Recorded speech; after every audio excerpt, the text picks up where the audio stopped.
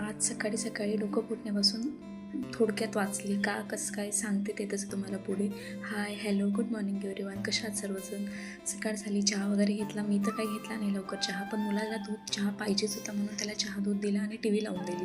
नंतर थोडं घर क्लीन करायला घेतलं आणि रात्री बरं नव्हतं म्हणून सर्व घरात पसारा तसाच पडला होता किचनवर. नंतर तो किचन कट्टा आवरायला घेतला.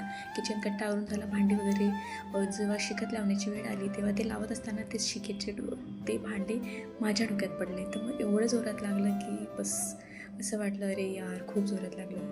पण ठीक आहे, चालू असतं. नंतर मग मुलीला भेंडीची भाजी आवडतं म्हणून तिला ते टिफिनला तीच बनवून दिला.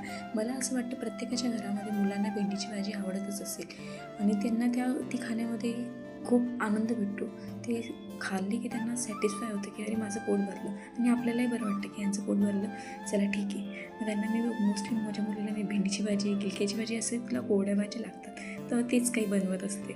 नंतर मग चपात्या वगैरे काही करून घेतल्या आणि व्हिडिओ करत असताना मुलाला कायम असतं की मम्मा मला फोन हवा आहे, मला फोन हवा आहे, मी व्हिडिओ करतो, मी बघतो, मी गाणी बघतो, असंच काहीसं त्याचं चालत असतं. म्हणून मला काही व्यवस्थित शूटही नाही करता येत. झाल्यानंतर मग मुलीला केस घालून दिले, तिला जेवायला दिलं.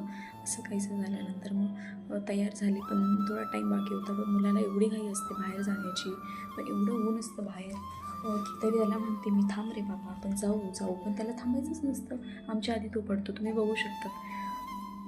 गेलो नंतर त्याला याच्यासाठी जायचं असतं की त्याला चॉकलेट्स खायचे असतात, ज्यूस घ्यायचं असतं, त्यातच लई गडबड चालत असते. त्याला खूप जाण्याची काही असते बाहेर.